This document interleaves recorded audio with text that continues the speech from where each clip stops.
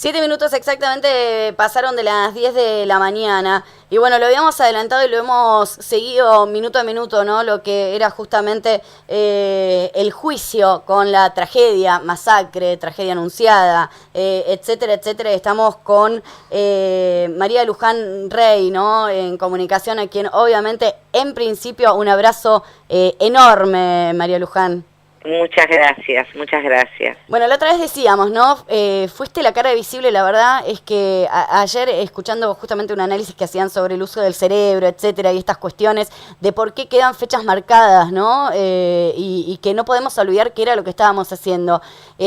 A mí, en lo personal, me quedó tu cara marcada buscando desesperadamente a tu hijo, que fue una constante, ¿no? Porque eras un poco la cara de la situación que les había tocado atravesar y que no tenías noticias, y después, bueno, ¿no? Lo que todos conocemos y todo lo que se ha hecho y que, bueno, finalmente llegaron al juicio. ¿Cómo lo vivieron ustedes? ¿Qué análisis o resumen pueden sacar de todo esto? Mira, en primer lugar decirte que fue una lucha muy larga, muy dolorosa, muy despareja, que el juicio ha sido un proceso muy largo, también muy extenso, y en el que uno necesariamente tuvo que poner el cuerpo, el asistir a las audiencias, Totalmente. el escuchar a los procesados, los testimonios, ver la cantidad de pruebas.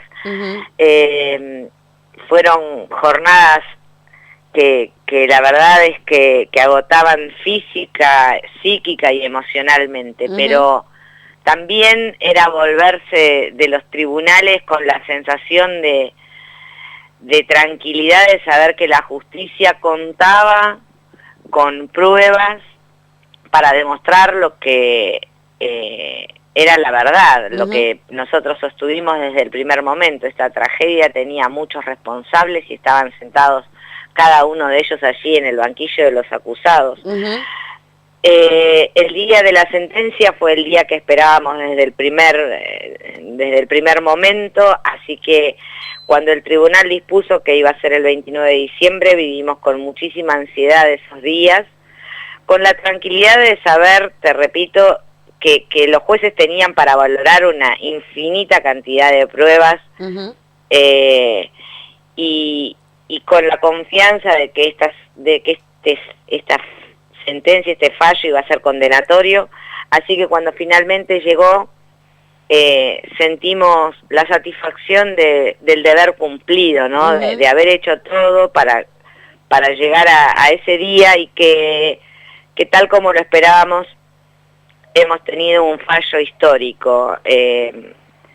Más allá de algunas cosas que por ahí tengamos que revisar y que será lo que empieza a partir del día después de la sentencia, el fallo ha sido un fallo condenatorio y entendemos, un punto de inflexión, es el fin de la impunidad, es ponerle un freno a la corrupción, es demostrarle que a la ciudadanía que la justicia, cuando tiene voluntad y cuando los querellantes acompañan de manera inclaudicable, se obtienen resultados. Es ver que no se necesitan 20, 25 años como hemos visto en otras causas, y fundamentalmente es ver que seas funcionario, seas empresario, si cometés un delito, tenés que ser enjuiciado, tenés que ser condenado como un delincuente. Sí, totalmente, ¿no? Esta sensación que bueno, teníamos todos, ¿no? Cuando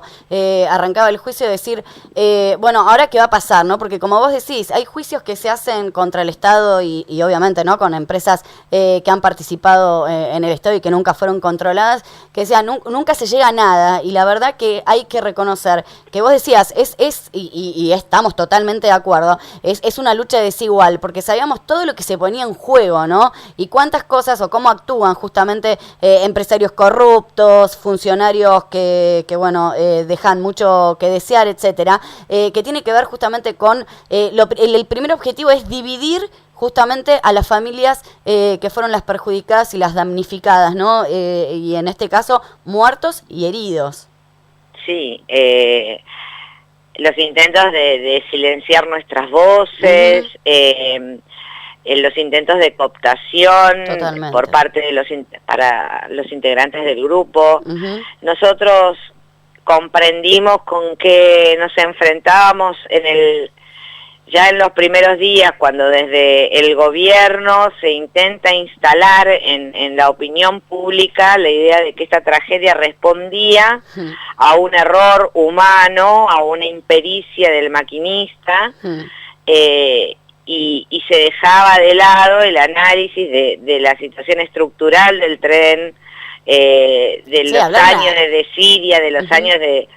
culparon hasta los pasajeros, exacto, ¿no? A eso iba, hasta la irresponsabilidad de los pasajeros, o sea, una locura. Entonces, ahí es donde vimos que no iban a tener ningún límite y que con tal de amparar a sus compañeros corruptos, a sus funcionarios y de no perder el negocio que durante años les permitió llenarse los bolsillos a costa de arriesgar a los laburantes y a los estudiantes, iba a ser defendido de cualquier manera. Ahí comprendimos que el gobierno nunca iba a estar del lado de los familiares, ni de las víctimas, ni de los heridos, que no iba a tener la actitud que uno hubiera esperado de entregar a la justicia a quienes habían sido imputados, permitir que la justicia avance independientemente, asistir integralmente a los sobrevivientes o a las familias de las víctimas, ayudarlos a retomar su vida con todas las secuelas que vivir una tragedia así implica, y decidió ponerse en la vereda de enfrente. Sí. Después, desde ahí, tildarnos a los familiares de opositores, de golpistas, de desestabilizadores, de levantar banderías políticas, de ser motivados por otros intereses. Todo esto fue también parte de lo que tuvimos que sufrir en esta lucha, que ya de por sí tiene el dolor de haber perdido, en mi caso, a mi hijo, y en otros a una mamá, a un hermano, a un amigo. Sí. Por eso creo que es tan importante haber llegado a esta instancia y a este fallo condenatorio, ¿no? En primer lugar, porque esta es la verdad. Y en segundo lugar, porque si un grupo de familias acompañados por gran parte de la sociedad, ¿no? Porque es real que nosotros nos hemos sentido siempre acompañados por la gran masa del cuerpo social que compone nuestro país. Hemos logrado, por primera vez en la historia, enjuiciar y condenar a funcionarios de un gobierno en ejercicio,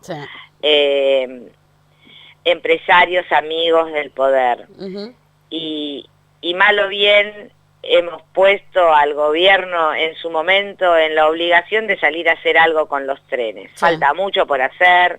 Lo que han hecho fue una improvisación tras otra, poniendo a alguien que no tiene conocimiento en el área y que ha utilizado su gestión para una campaña, pero la realidad es que se vieron obligados a hacer algo frente a la conmoción social que provocó la tragedia y a la lucha de los familiares, que jamás permitimos que se crea que 52 muertos, más de 800 heridos eran producto de una mala maniobra de una persona. Sí, totalmente. Y tiene que ver justamente con la solvencia en la que se mostraron la gran mayoría, ¿no? Y eso obviamente debe ayudar, ¿no? Que unidos han logrado esto, sin lugar a dudas. Tiene que ver también con esta investigación que se pide a Julio Devido, ¿no? Recordamos que luego de lo que fue la tragedia de ONCE, justamente se le retira a Devido la parte de transporte y se la traspasa justamente al Ministerio del Interior a cargo de Florencio Randazzo. ¿Eso también los tranquiliza? O sea, que no haya quedado acá, sino que los jueces mismos también pidan investigar a Devido. La verdad es que nosotros siempre creímos que Devido tenía que darle muchas respuestas a la justicia, tanto Jaime como Schiavi, quienes han sido condenados, tenían como superior inmediato al ministro Devido. Por lo tanto, el ministro debía conocer lo que sucedía en su área, y si no lo conocía, así también debería dar cuentas a la justicia. Solicitamos sea citado a este juicio, aunque sea como testigo, y nos fue negada esa posibilidad, pero sí teníamos esperanzas que a raíz de las pruebas que surgieron a lo largo de este proceso, la justicia encontrara nuevas puntas de investigación, y fue lo que sucedió. Quiero también destacar que más allá de la investigación que se abre hoy sobre Julio Devido para saber la responsabilidad penal que le cabe en esta tragedia, se ha solicitado la investigación de también otros funcionarios, por ahí no tan conocidos, pero sí responsables, como Simionov, que era el que estaba a cargo de la UNIREN, que es la unidad de renegociación de contratos de concesión, y algunos otros. Hay 5 procesamientos por falso testimonio a testigos que han declarado en estas audiencias.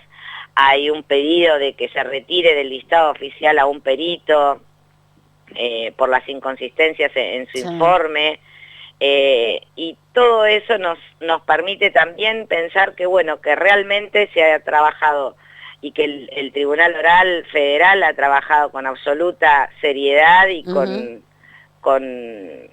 no termina acá, no termina en este fallo, siendo sino implacables, que se sigue. ¿no? Claro, Sí, totalmente. Sí, eso es un alivio. Tal cual. Sí, totalmente. Así al pasar, ¿no? Nombraste justamente lo que tiene que ver justamente con la asistencia, sabemos también lo que pasan las víctimas de Cromañón y tantas otras víctimas de situaciones similares. ¿Cómo es la asistencia del Estado en cuanto a heridos y, bueno, obviamente familiares de los fallecidos? No hubo nunca ningún tipo de asistencia, ni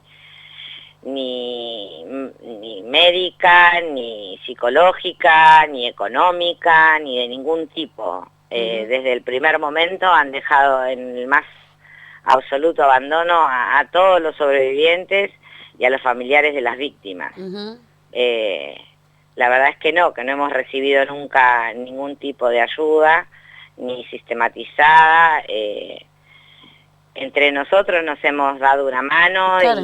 Y quien tenía alguna posibilidad de hacerlo en forma privada. Claro, pero no, desde el Estado y como correspondía, aun cuando a pocas semanas de haberse iniciado el proceso oral, el tribunal instó al gobierno a que se nos brindara la asistencia integral que nos merecíamos, pero nunca aparte, hemos recibido ningún tipo de ayuda. Es básico, o sea, no es que estaban haciendo un esfuerzo sobrehumano, es básico la asistencia justamente de las víctimas, No hubo ninguno, y bueno, fue también parte de nuestra lucha, pero la verdad es que por eso también digo lo de desigual, y también es para analizar el cuál es el motivo. En primer lugar, el gobierno nacional nunca se hizo cargo, habernos asistido, quizás interpretaban como una aceptación de la responsabilidad que les cabía. El gobierno provincial nunca jamás se enteró de que existió la tragedia de Once. Pocos días antes de las elecciones, cuando el ex candidato a presidente y gobernador de la provincia de Buenos Aires estuvo por mi localidad, tuve la oportunidad de acercarme, a darle un sticker y me contamos, dijo, que estabas con tu hija. Se iba a ocupar 4 años después, cuando la mayoría de los muertos y de los sobrevivientes eran ciudadanos de la provincia. Sí. Por lo tanto, entiendo que este abandono no fue, digamos, casualidad, sino fue una manera también de tratar de que este grupo no pudiera seguir adelante con esta lucha que iniciamos el mismo 22 de febrero y que sabíamos que íbamos a terminar y que de hecho no hemos terminado. Sí, tal cual, esto sigue, ¿no? Y cómo es atravesar tu dolor, porque decíamos, ¿no? Obviamente tiene que ver con ponerle el cuerpo, no solo por la pérdida irreparable, sino porque había que escuchar las cosas que se decían, algunas eran unas barbaridades, volver a vivir todos esos momentos, la búsqueda de tu hijo durante tantas horas sin saber nada, y el estar haciéndolo solo, y una nieta también, que debe ser un pilar fundamental, ¿no? En esta búsqueda de justicia. Sí, absolutamente. Mi nieta, mi hija, Claro. son parte de los motivos que uno tiene para levantarse y para luchar. A mí, como a cualquiera del resto de los familiares, nos toca obviamente hacer justicia por quienes ya no están, sabiendo que no van a volver, pero es necesario que podamos seguir adelante sabiendo que algo así no va a volver a suceder. En mi caso, por Lara y por Paz, quiero que ellas vivan en un país mejor, en un país donde los corruptos estén en la cárcel y no en puestos de la función pública. Sí. Pero sí, yo sé que sigue la lucha, la búsqueda o la no búsqueda de Lucas tendrá su juicio oral y público en el transcurso de este año, es una causa aparte y que lleva la jueza Servini de Cubría, y sí creo que bueno, que la verdad es que luchar para los familiares ha sido una manera de transitar este dolor, pero con la esperanza puesta en el futuro. Yo estoy muy orgullosa del grupo de familiares que hemos conformado, no solo por la lucha y por los resultados de esta lucha, sino también por las formas en que hemos decidido hacerlo. El 29 de diciembre, cuando se escucharon las sentencias, mucha gente creyó que son pocos años, mucha gente se indignó porque no salieron esposados y derecho a la cárcel. Y la realidad es que una cosa es lo que a uno le gustaría y otra cosa es lo que dice la ley. Sí, y me parece que y está bueno, por la ley. Está bueno remarcarlo, porque fueron muy prudentes ustedes en remarcar esto. Nosotros sabíamos que esto no iba a pasar. Y me parece que también, ¿no? O sea, poder separar, obviamente, lo que a uno le encantaría que sucediera con lo que realmente son los pasos de la justicia, ¿no? Y es muy bueno, y me parece que fue muy prudente de la parte de no sumarse, ¿no? A esta indignación que tiene uno, porque obviamente les hubiese encantado que desde el minuto cero estén todos presos. Pero bueno, hay lamentablemente, ¿no? Pasos a seguir que no van con las ganas. Es que a mí me encantaría que mi hijo esté acá. Claro, claro. A ver, eso es lo primero que me encantaría. Y tuve que aprender a vivir sabiendo que eso que me encantaría no puede ser. No iba a pasar, sí. Entonces, así como hay que respetar las leyes de la naturaleza que dicen que quien murió ya no va a estar y ya no va a volver, cuando nosotros iniciamos este camino de justicia, había que aceptar lo que dicen nuestras leyes y nuestro código procesal. Y si no nos gusta, bueno, en este caso, a diferencia de las leyes naturales, tendremos que exigirle a nuestros representantes que las modifiquen, que las cambien. Hagámoslo. Hagámoslo todos los argentinos. Claro. Todos los argentinos que queremos que cuando alguien es condenado vaya de los tribunales a la cárcel, pidamos que se cambie el Código Procesal. Claro. Hoy el Código Procesal dice que hasta que la sentencia esté firme, lo esperan en libertad. Entonces, era lo que sabíamos que iba a pasar. Las penas por los delitos que han cometido, las penas tienen de tantos años a tantos años. Exacto. Y se ha condenado por años que son mucho más cercanos a las máximas que a las mínimas. Nosotros jamás dijimos perpetua, porque sabíamos que la cadena perpetua no estaba contemplada en las figuras por las cuales estaban siendo enjuiciados. Y eso es lo que nosotros respetamos, porque es la diferencia entre buscar justicia y querer revancha. Exacto. Qué bárbaro.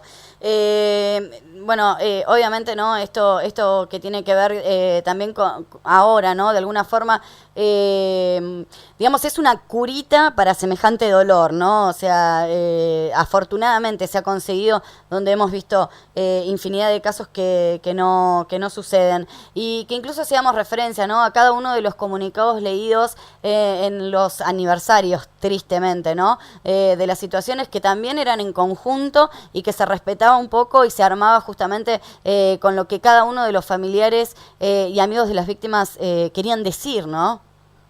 Sí, fuimos un grupo que supo sobrepasar las diferencias, unirnos por un objetivo más trascendente, que era el de justicia, que supo cuidarse, que supo respetarse, y que la verdad es que se fue fortaleciendo a cada intento por parte de quien fuere, de quebrarnos, de golpearnos, de separarnos. Obviamente un grupo de personas muy heterogéneo, porque nos hemos conocido en el peor día de nuestras vidas, porque no nos conocíamos de antes, porque lo único que nos unió fue el dolor y la necesidad de justicia. Pero sí entendimos que era mucho más importante que cualquier otra diferencia, y por eso es que llegamos juntos hasta esta instancia. Nos queda por delante, sin duda que nos queda. Obvio. Para aquellos que no pudieron el día del fallo, el 29 de diciembre, mensurar la dimensión de este fallo histórico, quedándose con lo que falta. Nosotros sabemos que falta, pero hay momentos. Nosotros en este momento elegimos ver el medio vaso lleno, que es de 28 procesados, 21 condenas. Condenas duras, condenas a funcionarios. Falta, obvio, es el camino que viene ahora, claro, pero para iniciar esta etapa de las apelaciones, de decirle a la justicia no estamos de acuerdo con el sobreseimiento de Sícaro y de Ochoa Romero, tenemos que esperar al 30 de marzo, que el Tribunal Oral dará a conocer los fundamentos. Claro. Y entonces ahí sí nosotros presentaremos nuestras apelaciones en todo lo que estemos en desacuerdo. Y también queda seguir luchando para que las sentencias queden firmes y para que los condenados vayan a la prisión para cumplir efectivamente su condena. Entonces sí queda lucha por delante.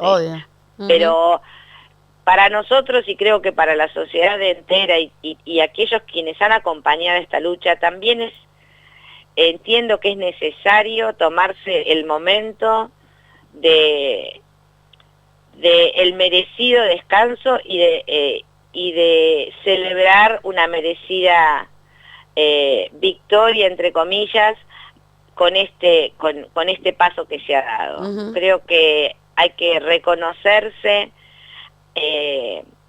el mérito de haber llegado, de haber llegado juntos, de haber logrado algo que nunca en nuestro país se vio. Exacto. Para poder también de ahí tomar las fuerzas para continuar con lo que sigue. Sí. Que no solo tiene que ver justamente con lo judicial, sino con lo personal, ¿no? Cada uno trabajar con su dolor y con su pérdida, que tampoco es fácil, y que justamente tiene que ver esto, ¿no? Que va de la misma mano, o sea, trabajar con el duelo personal por la pérdida como la lucha en lo judicial, ¿no? Seguro, por eso es parte de lo que ha hecho que que esta lucha sea tan desigual. Los familiares nos levantamos, creo que en los alegatos el doctor Menghini, quien nos representa, decía, ¿no? Mientras nosotros seguíamos llorando a quienes habíamos despedido, el gobierno ya había indicado que se mandaran a hacer las pericias técnicas y con las pericias técnicas vamos a ver después en el transcurso del juicio el intento de manipulación y de cómo trataron de desvirtuar este informe. Pero ellos hacían todo esto mientras nosotros todavía estábamos tratando de reponernos, por lo tanto nosotros no pudimos ni siquiera designar un perito que nos represente. Y obviamente el dolor es nuestro compañero, y asistir a las audiencias y escuchar a los sobrevivientes, eso reaviva el dolor. Y cuando uno lucha y sentir que se nos acusa de golpistas, o cuando uno escucha que se nos injuria o que abren juicios de valor sobre quienes llevamos adelante esta lucha, con el dolor que implica, la verdad es que eso también la ha convertido en desigual, pero también eso es para mí un motivo de orgullo de haber llegado a esta instancia y de cómo hemos llegado. Sí, sí, totalmente. Y lo difícil que bueno, que obviamente es atravesarlo. María Luján, nada más que un abrazo fuertísimo. Creo que nadie puede quedarse al margen. Es como decimos, una situación que nos golpeó a todos. Recuerdo que a muy poco tiempo de lo que fue justamente este día, Leandro Despuy había estado aquí en Chivilcoy y le habíamos preguntado, ¿no?, por el informe que había hecho la Auditoría General de la Nación, y él dijo, esto se podría haber evitado, y esa es la falta más grave como funcionarios, ¿no? Sin duda, los informes que había hecho la Auditoría General de la Nación, sumada a las cientos y cientos de denuncias por parte de los trabajadores del Sarmiento y de los usuarios, le hubieran permitido a quien hubiese tenido ganas evitar esta tragedia. Lo que pasa que también era perder un gran negocio. Recordemos que el exsecretario Jaime, pocos días antes de este fallo, confesó haber recibido coima de los hermanos Sirigliano. Bueno, ahí está, era un gran negocio, tanto para los empresarios que recibían dinero del Estado y que no era utilizado donde se debía, como para los funcionarios que también recibían el retorno de estos empresarios, tal como lo confesó el exsecretario. Entonces, ¿por qué arreglar los trenes? ¿Por qué cuidar la vida de los pasajeros si iban a perder dinero? Esa es la manera de pensar que tienen. Sí. Y lo que tiene que ver justamente, ¿no?, con funcionarios y empresarios que igualmente después de la tragedia siguieron trabajando, ¿no? O siguen trabajando. Sí, eso nosotros lo hemos repudiado en cada oportunidad y obviamente seguiremos haciéndolo. Quienes han sido imputados en primer lugar y luego procesados por la muerte de 52 personas, la verdad es que merecen el repudio de toda la sociedad. Las condenas han sido con la inhabilitación para ejercer cargos públicos, pero entendemos que más allá de lo legal, digamos, hay una cuestión ética, hay una cuestión moral, que por ejemplo, bueno, un conciudadano de ustedes, el ministro Randazzo, no ha entendido. El ministro Randazzo asume la cartera de transporte y nombra en la Secretaría de Transporte Ferroviario a Cícaro, quien ya en ese momento había sido imputado y luego fue procesado por esta tragedia. Y la respuesta del ministro era, bueno, pero es un buen hombre. Bueno, más allá de que sea un buen hombre, está acusado de ser responsable de la muerte de 52 personas. Y seguramente en nuestro país existan muchas personas idóneas sí, que puedan ocupar ese cargo y que éticamente no tengan ningún tipo de cuestionamiento. Obviamente nosotros entendimos siempre que si la justicia le ha permitido a Sícaro afrontar el proceso en libertad, él tiene derecho a trabajar y eso nosotros no lo cuestionamos. Lo que entendemos es que éticamente nos parecía un desatino que trabajara justamente en la cartera de transporte ferroviario. Sí, se entiende. Sigo opinando lo mismo hoy, sea quien sea que esté en el gobierno. Creo que aquellos que tienen que dar cuentas a la justicia o que aquellos que han sido cuestionados por la justicia deben dar un paso al costado y que no les hace bien a ninguna gestión tener a alguien que tenga que dar cuenta sobre un hecho tan luctuoso como ha sido este. Obviamente. Y que no dudo que en nuestro país haya gente idónea y éticamente impecable para cubrir cada uno de los puestos. Se entiende perfectamente. ¿Tuviste la oportunidad en algún momento de ser recibida por algún funcionario del gobierno, digamos, de primera línea, ¿no? Presidenta, ministros. Del gobierno que se fue hemos recibido miles de intentos de juntarnos, de acercarnos. Particularmente hemos decidido que no. Yo lo que pensaba a la semana de la tragedia, cuando recibimos la primera invitación para ir a ver a quien era la presidente, era que como persona individual, a mí ella no podía decirme absolutamente nada. La contención, el consuelo, no lo iba a recibir de alguien a quien ni siquiera conozco. Eso lo recibí de mis afectos. Y como ciudadana, y ella presidente, no tenía que darme explicaciones a mí en privado. Claro. Ella tenía que darle explicaciones a los 40 millones de argentinos sobre lo que había sucedido y sobre lo que pensaba hacer en relación a eso. Por lo tanto, siempre consideré que esa invitación no tenía, por lo menos para mí, nada fructífero y que seguramente si ella la estaba solicitando, ella sí tendría la esperanza de conseguir algo que la beneficiara. Y bueno, y después con muchísima más insistencia el ministro Randazzo ha intentado tener reuniones con los familiares. Nos ha ofrecido hacernos cargo del control de no sé qué cosa, cuando nosotros no nos corresponde.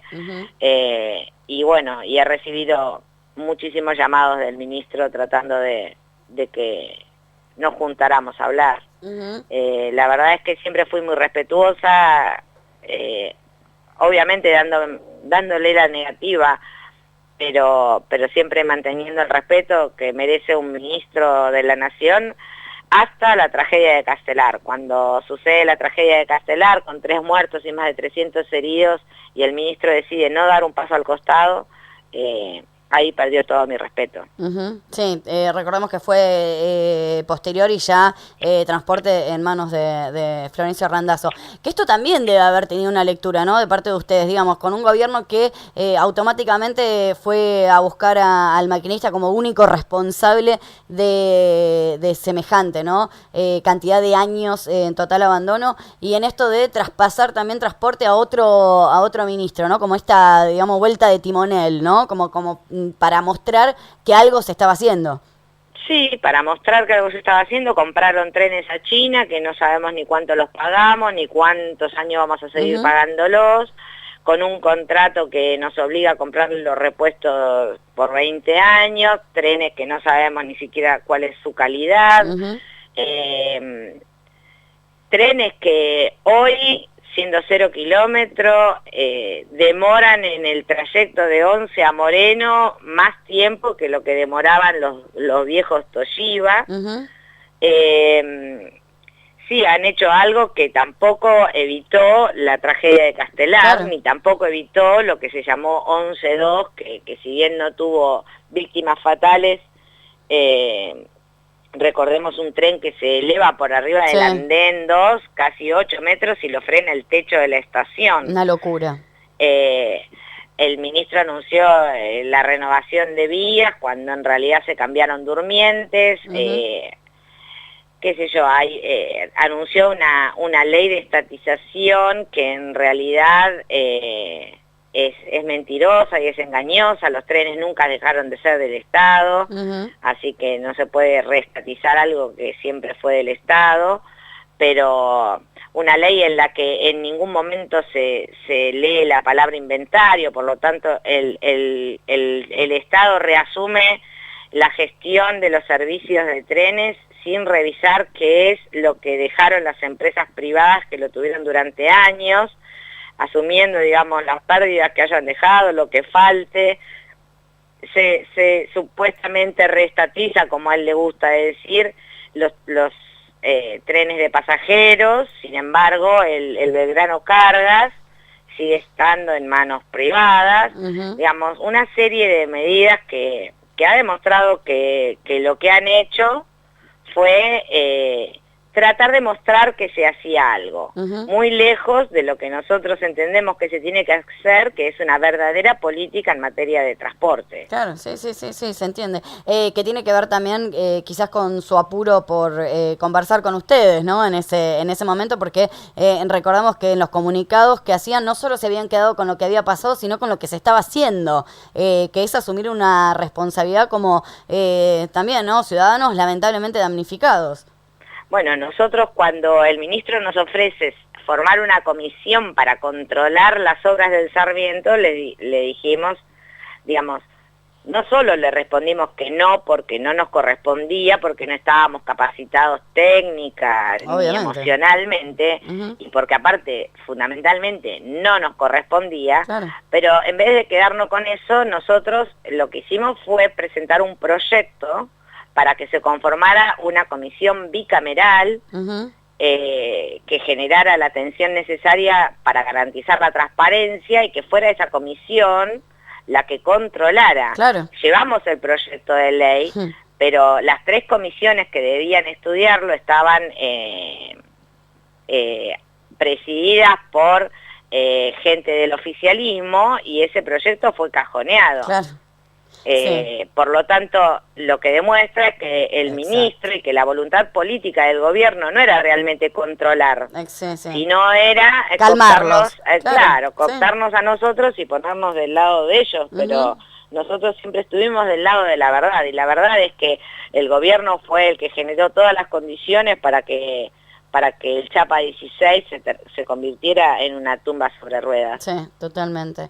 María Luján, muchísimas gracias, bueno, obviamente por esta charla, pero muchísimas gracias sobre todo, obviamente, ¿no? En nombre tuyo, pero para todos los familiares que le han dado un poco de justicia a este país, ¿no? Y que tiene que ver justamente, como decís, con tratar de construir un futuro mejor, pero creo que más que nada tiene que ver justamente con la lucha unidos, ¿no? Y lo que se consigue cuando uno está unido, y eso tiene que ver un poco con el mensaje que debemos tener todos los argentinos, ¿no? Dejar de mirarnos el propio traste y empezar a mirar justamente para construir entre todos un poco un país mejor, ¿no? Esta necesidad de justicia que tenemos todos, ¿no? Hoy poder ver corruptos o funcionarios públicos que bueno, con tanta irregularidad o con tanta sinvergüenza, ¿no?